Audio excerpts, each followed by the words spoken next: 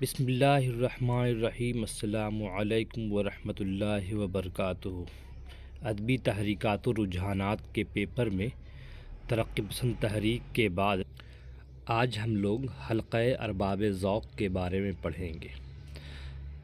ترقی پسند ادبی تحریک کو شروع ہوئے ابھی 3 سال ہی ہوئے تھے کہ اردو میں بزم داستاں گویاں کے نام سے 29 اپریل 1939 میں ایک نئے ادبی رجحان کا وجود عمل میں آیا۔ لاہور میں سید نصیر احمد جامعی نے اپنے دوستوں یعنی نسیم حجازی، تابش صدیقی اور محمد فاضل وغیرہ کے ساتھ ایک ادبی محفل منعقد کی۔ نسیم حجازی نے اس میں ایک افسانہ پڑھا اور اس پر باتیں ہوئیں۔ اس کے بعد اس محفل کو جاری رکھنے کے لیے ایک منصوبہ بنایا گیا اور رسمی طور پر اس کا نام مجلس داستاں گویاں یا بزم داستاں گویاں رکھ دیا گیا۔ 2 ستمبر 1939 کو اس کا نام بدل کر حلقہ ارباب ذوق رکھا گیا۔ ترقی پسند تحریک کی موجودگی میں حلقہ ارباب ذوق کا قیام یہ بتاتا ہے کہ حلقے کے اراکین ترقی پسند تحریک کے رویے سے خوش نہ تھے، اس لیے حلقہ ارباب ذوق کے ادبی نظریات ترقی پسند تحریک سے بالکل مختلف تھے۔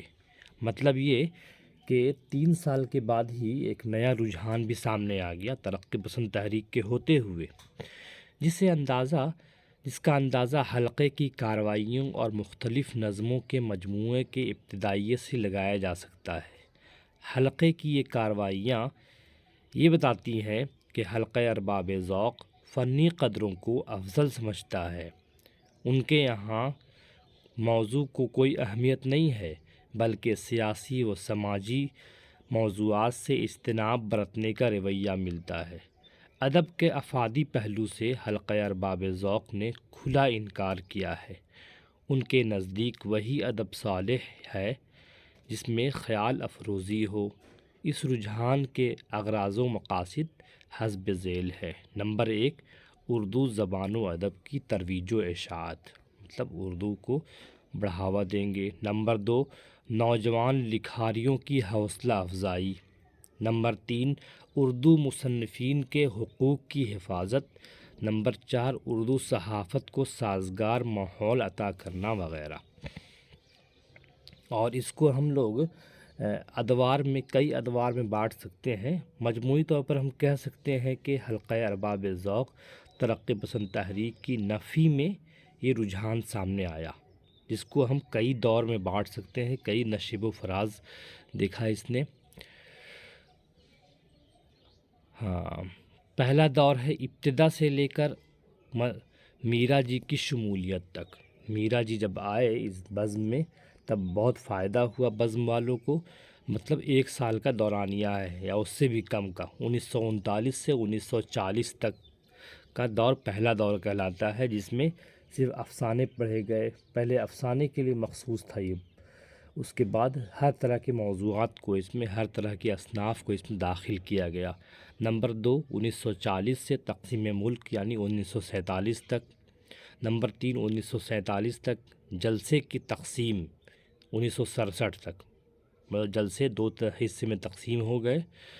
اور نمبر 4، 1967 سے اب تک ابھی بھی حلقہ ارباب ذوق کراچی میں، لاہور میں الگ الگ طرح کی بزم کام کرتی ہیں۔ پہلے دور کی حیثیت محض ایک تعارفی دور کی ہے، دوسرا دور تشکیلی نوعیت کا ہے۔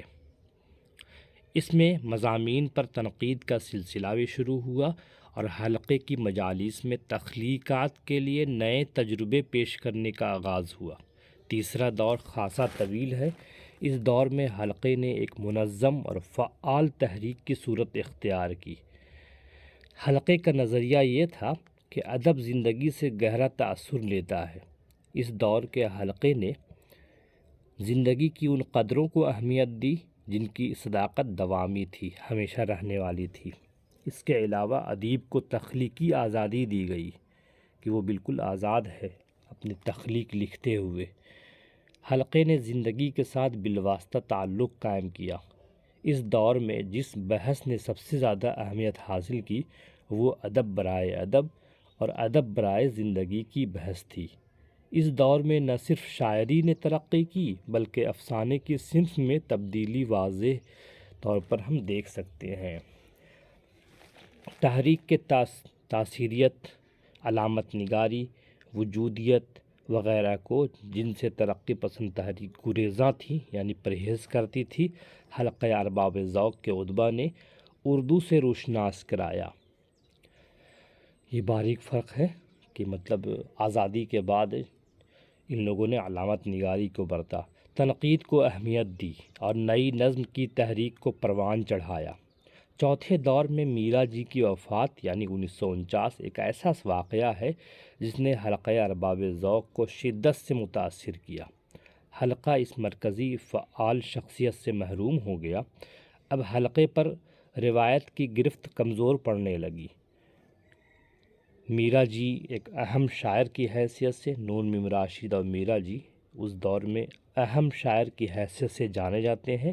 ان کا اصلی نام ہے ثناء اللہ ڈار میرا جی۔ کم عمر پائی انہوں نے اور لیکن اچھی کتابیں لکھی، مشرق و مغرب کے نغمے، اس نظم میں وغیرہ۔ ہفتہ وار مجالس میں تنقید کا رخ ذاتیات کی طرف مڑنے لگا۔ اس لیے جب ادبا نے کہ احتساب، جواب طلبی اور خراج کا سلسلہ شروع ہوا تو حلقے کی تحریک بالواسطہ طور پر متاثر ہونے لگی۔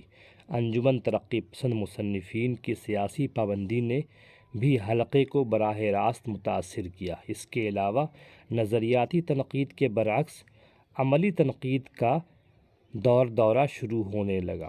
جب ادب پر سیاست غالب آ گئی تو حلقہ دو حصوں میں بٹ گیا۔ چنانچہ حلقے پر قابض انقلابی گروہ کو حلقہ ارباب ذوق سیاسی کا نام دیا گیا اور دوسرا گروہ تھا حلقہ ارباب ذوق ادبی۔ اب اس دور میں ہم دیکھتے ہیں کہ حلقہ ارباب ذوق کی شاعری کی کیا صورتحال تھی۔ شاعری کے حوالے سے حلقہ ارباب ذوق کو بہت اہمیت حاصل ہے۔ بلا شبہ حلقے نے نئی نظم کو فروغ دینے میں قابل قدر خدمات انجام دی ہے۔ حلقہ ارباب ذوق کی ابتدا افسانہ خوانی سے ہوئی تھی، لیکن ثناء اللہ ڈار یعنی میرا جی نے اس کا رخ تنقید کی طرف موڑا۔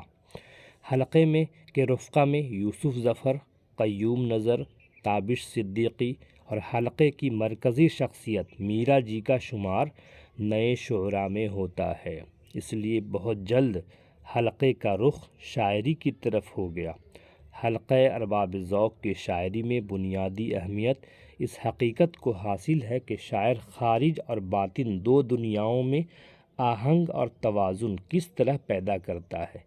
حلقے نے داخل کے اس نغمے کو جگانے کی کوشش کی، اس لیے اس شاعری میں مشاہدے کی جہت خارج سے داخل کی طرف سفر کرتی ہے۔ اس حوالے سے چند شعراء کے نام بھی یہاں لکھ دیتے ہیں تاکہ آپ کو امتحان میں لکھنے میں آسانی ہو۔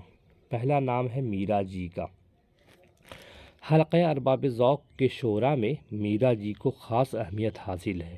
میرا جی شخصی حوالوں سے اردو نظم کا بدنام ترین شاعر ہے۔ اس کی نظم کی بنیاد داخلیت پر ہے۔ میرا جی کا بنیادی سوال انسان کے بارے میں ہے کہ انسان کیا ہے، انسان کا اس پورے نظام سے کیا تعلق ہے۔ اس نے انسان کی شناخت اور اس کی پہچان کے لیے مختلف سفر اختیار کیے۔ اس نے اپنی نظم کا موضوع جنس کو بنایا اور اس عمل سے انسان کی حقیقت تک پہنچنا چاہتا تھا۔ میرا جی کی شاعری کا دوسرا زاویہ گیت ہے اور تیسرا آزاد غزل۔ اس سے پہلے آپ نے نظم کے بارے میں سنا تھا کہ آزاد نظم کوئی چیز ہوتی ہے، لیکن آزاد غزل کا تجربہ بھی ہمارے یہاں بہت سے شعراء نے کیا ہے۔ میرا جی نے غزل کو ایک کنواری عورت کے مماثل قرار دیا ہے، پہلا نام۔ دوسرا اہم نام ہے نون میم راشد، جن کا پورا نام ہے نذر محمد راشد۔ ان کو بھی حلقہ ارباب ذوق کی شاعری میں ایک خاص اہمیت حاصل ہے۔ نون میم راشد ایک ایسا شاعر ہے جو ہمارے سامنے ایک جدید انسان کا تصور پیش کرتا ہے۔ وہ انسان جس کا تعلق مغربی تہذیب سے ہے، جو مغربی تعلیم کا پروردہ ہے، جس کا رابطہ نہ مذہب سے، نہ تہذیب سے اور نہ اخلاقیات سے ہے۔ اس نے اپنے سارے مراکز گم کر دیے ہیں، اور بقول وزیر آغا راشد کے انسان کے قدم زمین میں دھسے ہوئے ہیں بلکہ زمین سے اٹھے ہوئے ہیں۔ راشد کا انسان انتشاری ہے، وہ سب سے پہلے روحانیت کی بات کرتا ہے، پھر روحانیت کی نفی کرتا ہے، پھر وہ روحانی تصورات کو رد کرتے ہوئے آگے بڑھتا ہے اور اپنے انتشار کو کم کرنے کے لیے مختلف سہارے لیتا ہے۔ کبھی خوابوں کی سرزمین میں پناہ لیتا ہے، کبھی عورت کے جسم میں، اور کبھی فرار حاصل کر لیتا ہے اور سب سے تنگ آ کر خودکشی کی سوچتا ہے۔ اس کے یہاں نہ صرف انفرادی اور اجتماعی دکھ ہے بلکہ پورے ہندوستان اور پوری ایشیا کا دکھ اس کی شاعری میں موجود ہے۔ ان کی شاعری کے کئی مجموعے ہیں، گمان کا ممکن، لا برابر انسان، تو یہ 4 مجموعے ان کے ماورا شائع ہو چکے ہیں۔ تیسرا اہم نام یوسف ظفر کا ہے۔ یوسف ظفر کی شاعری میں داخل کی رویے بے حد تیز اور متحرک ہیں۔ حب الوطنی کا جذبہ یوسف ظفر کی شاعری کا قیمتی اثاثہ ہے۔ حلقہ ارباب ذوق کی شاعری میں یوسف ظفر کی عطا یہ ہے کہ انہوں نے خام مواد کو زندگی سے حاصل کیا اور اسے داخل کی ہلکی آنچ پر پکا کر تخلیق شعر کا فریضہ ادا کیا۔ چنانچہ وہ خارج کو ہی متحرک نہیں کرتے بلکہ داخل کی سلگتی ہوئی آنچ بھی قاری کے دل میں اتار دیتے ہیں۔ فنی طور پر یوسف ظفر الفاظ کے علامتی استعمال سے معنویت اور ان کے ظاہر سے درد انگیز غنائیت پیدا کرتے ہیں، اور اس انداز کو انہوں نے نظم اور غزل دونوں میں بڑی خوش اسلوبی سے بیان کیا ہے۔ یہ تھوڑا علمی باتیں ہو گئی، آپ صرف نام سے کام چلا سکتے ہیں، کوئی مسئلہ نہیں ہے۔ چوتھا اہم نام ہے قیوم نظر کا۔ قیوم نظر کی انفرادیت یہ ہے کہ انہوں نے ہر لمحہ بدلتی دنیا کو اپنا موضوع بنایا اور ان کیفیتوں کو شعر کا پیکر عطا کیا جو نغمہ بن کر فضا کو مترنم کرتی ہیں۔ قیوم نظر نے اردو شاعری کی 3 اصناف نظم، غزل اور گیت میں یکساں طور پر طبع آزمائی کی ہے۔ قیوم نظر کے استعارے اور علامتیں کسی مخصوص نظام کے تابع نہیں، چنانچہ ان کے یہاں یکسانی کی گراں باری پیدا نہیں ہوتی۔ ان کے علاوہ جن شعراء کرام کی پشت پناہی حاصل رہی اس میں ضیاء جالندھری، ناصر کاظمی، شہرت بخاری، مختار صدیقی اور منیر نیازی وغیرہ کے نام کافی اہمیت کے حامل ہیں۔ اب ہم آتے ہیں حلقہ ارباب ذوق میں شاعری کے بجائے نثر میں کس کس طرح کا فروغ حاصل ہوا ہے۔ حلقہ ارباب ذوق سے قبل ترقی پسند تحریک کے زیر اثر جو افسانے لکھے جا رہے تھے، ان افسانوں پر مقصدیت غالب تھی۔ کسانوں، مزدوروں اور بچھڑے طبقوں کے متعلق مسائل و موضوعات پیش کیے جا رہے تھے۔ ترقی پسند افسانہ نگار اشتراکی نظام کے خواہاں تھے، چاہتے تھے کہ اشتراکی نظام قائم ہو جائے، اور اپنی اس خواہش کی تکمیل کے لیے انہوں نے افسانوں کو وسیلہ اظہار بنایا تھا۔ ترقی پسند افسانہ نگار اپنے مقصد کی حصول یابی میں اس قدر مگن تھے کہ انہیں انسانی نفسیات، داخلی کشمکش یا فرد کے اندرون میں جھانکنے کا موقع ہی نہ ملا، یا پھر انہوں نے اسے انحطاط پسندی قرار دے کر خود اس سے دور رکھا۔ حلقہ ارباب ذوق کے افسانوں میں یہ خصوصیت شیر محمد خان اختر،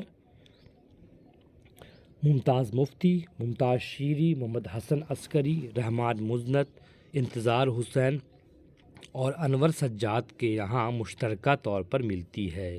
یہاں چند افسانہ نگاروں کے نام دیے جا رہے ہیں۔ اس ضمن میں پہلا نام ممتاز مفتی کا ہے۔ انسانی فطرت کا نفسیاتی مطالعہ ممتاز مفتی کے افسانوں میں مقصود بالذات بن کر ابھرا ہے۔ انہوں نے ان جذبوں کو بے نقاب کیا ہے جنہیں دوسرے افسانہ نگار نے اظہار کی راہ نہیں دکھائی۔ ممتاز مفتی کے کردار بظاہر گوشت پوشت کی دنیا سے تعلق رکھتے ہیں، لیکن ان کی آنکھیں ٹٹولتی ہیں اور انگلیاں گفتگو کرتی ہیں۔ چنانچہ ان کا فن اظہار اور گریز کی ان کیفیتوں سے عبارت ہے جو پیدا تو زیر سطح ہوتی ہیں لیکن بیرونی سطح تلاطم پیدا کرتی ہیں۔ چپ، احسان علی، گھونٹ والا بابا اور جوار بھاٹا وغیرہ افسانوں میں ممتاز مفتی نے زندگی کی نفسیات کو کامیابی سے برتا ہے۔ ان کی ایک کہانی آپا بھی ہے، بہت مشہور کہانی نفسیاتی۔ دوسرا اہم نام ہے محمد حسن عسکری۔ عسکری کا افسانہ، عسکری صاحب کو ہم لوگ تنقید نگار کی حیثیت سے جانتے ہیں۔ حال ہی کے بعد سب سے بڑا تنقید نگار محمد حسن عسکری ہے، لیکن انہوں نے افسانے بھی لکھے ہیں۔ افسانوں کے 2 مجموعے شائع ہوئے ہیں۔ عسکری کا افسانہ شعور اور مسلسل رو کو پیش کرتا ہے اور ان ناآسودہ آرزوؤں کا مرقع ہے جو پابند معاشرے میں اظہار کی راہ نہیں پاتی۔ چائے کی پیالی، پھسلن اور حرام جادی میں ایک طرح کا پلاٹ کی ترتیب کا عمل دخل کچھ زیادہ نہیں، تاہم قاری شعور کے غیر مربوط رو سے کہانی اور کردار کے خط و خال مرتب کر لیتا ہے۔ تیسرا اہم نام اشفاق احمد کا ہے، بہت زیادہ لکھنے والے تھے، ادیب تھے۔ اشفاق احمد کے افسانوں میں محبت کا حصہ لطیف موجود ہے۔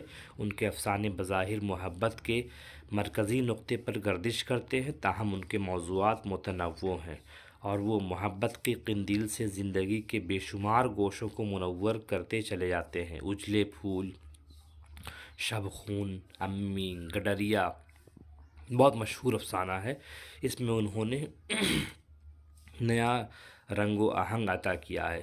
ایک نام الطاف فاطمہ کا ہے، پھر اس کے بعد ایک اہم نام انتظار حسین کا ہے۔ انتظار حسین کا بھی تعلق حلقہ ارباب ذوق سے تھا اور یہ انہوں نے کئی اہم کارنامے انجام دیے ہیں۔ ان کو ہم لوگ 2 حوالے سے، نمبر 1 علامت نگاری کے حوالے سے جانتے ہیں اور نمبر 2 یاد ماضی کے حوالے سے، جو انہوں نے ہجرت کے کرب کو محسوس کیا ہے، وہ بہت اہم ہے۔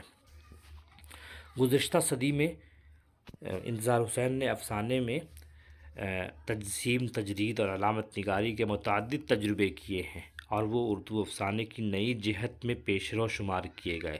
کنکری سے لے کر شہر افسوس تک انتظار حسین کے فن نے متعدد مراحل طے کیے اور ہر مرحلے میں اپنے فن کا واحد نمائندہ ثابت ہوئے ہیں۔ انتظار حسین کا افسانہ متجسس فرد کے باطن کا آئینہ دار ہے اور خارجی تلاطم کو پیدا کرنے کے بجائے داخل کو بیدار کرتا ہے۔ انتظار حسین کی بنیادی پہچان یاد ماضی اور ہجرت ہے۔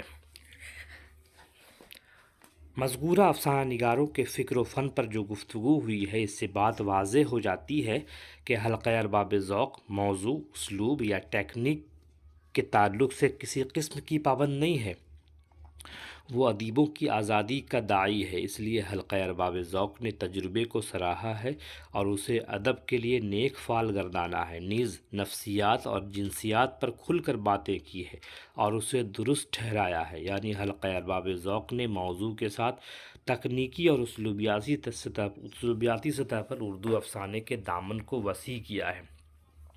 اب ہم دیکھیں گے حلقہ ارباب ذوق میں تنقید کی کیا صورتحال تھی۔ حلقہ ارباب ذوق نے تنقید میں یکسر مختلف رویہ قبول کیا اور ابہام کے برعکس فن پارے کے بے رحم تجزیے کا رجحان پیدا کیا۔ حلقہ ارباب ذوق کی ایک خصوصیت یہ بھی ہے کہ اس نے فن پارے کے حسن و قبح کے فیصلے کو محض ذاتی تاثر کی میزان پر نہیں تولا، فیصلے کے لیے جواز مہیا کرنا ضروری قرار دیا۔ اہم بات یہ ہے کہ جب حلقے کی تاسیس عمل میں آئی تو ترقی پسند تحریک نے مقصدیت اور افادیت کو اتنی اہمیت دے رکھی تھی کہ فن پارے کی تنقید میں سب سے پہلے یہی معیار آزمایا جاتا۔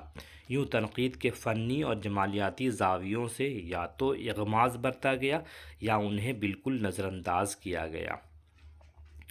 تو ہم جانتے ہیں کہ ادب برائے ادب اور ادب برائے زندگی کا نعرہ یہیں لگا تھا۔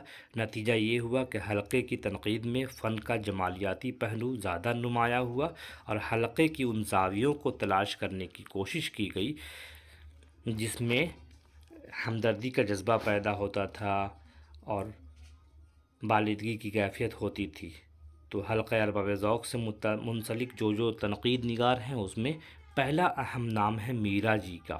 میرا جی نے تنقید بھی لکھی ہے، نظمیں بھی خوب لکھی ہیں، مشرق و مغرب کے نغمے ان کی جو تنقیدی ہے۔ پھر اس نظم میں یہ کتاب بہت اہم ہے۔ دوسرا نام ہے مولانا صلاح الدین احمد کا ہے، صلاح الدین احمد نے بھی بہت تنقید کی ہے۔ تیسرا اہم نام وحید قریشی کا ہے، وحید قریشی نے بھی تنقید کے حوالے سے کافی اہم خدمات انجام دی ہیں۔ چوتھا اہم اور بہت مشہور نام ریاض احمد کا ہے، ریاض احمد نے بھی تنقید میں اپنی صلاحیت کا لوہا منوایا ہے۔ پھر پانچواں اہم نام محمد حسن عسکری کا ہے، وزیر آغا کا ہے۔ یہ ایسے نام ہیں جن لوگوں نے اپنی صلاحیت کا لوہا منوایا۔ اس رجحان سے منسلک دیگر تنقید نگاروں میں سجاد باقر رضوی، انتظار حسین، مظفر علی سید، سعادت سعید وغیرہ کے نام کافی اہمیت کے حامل ہے۔ اب ہم کچھ کتابوں سے رجوع کر سکتے ہیں، اگر اس میں بات سمجھ نہ آئی ہو تو کتابوں کی طرف ضرور جائیے۔ حلقہ ارباب ذوق پہلی کتاب ہے، یونس جاوید کی، 1984 میں لکھی گئی ہے۔ تیسری کتاب ہے حلقہ ارباب ذوق اور اردو نظم زرینہ زرری کی، 1999 میں۔ یہ دو کتابیں آپ کے لیے کافی مفید ثابت ہو سکتی ہیں، ان کا مطالعہ کریں۔ اگر مزید ان پر کام کرنا ہو تو بالکل رجوع کریں۔ تب تک کے لیے اجازت دیجیے، اب ہم ملیں گے اگلے ویڈیو میں جدیدیت کے حوالے سے۔ پھر خدا حافظ۔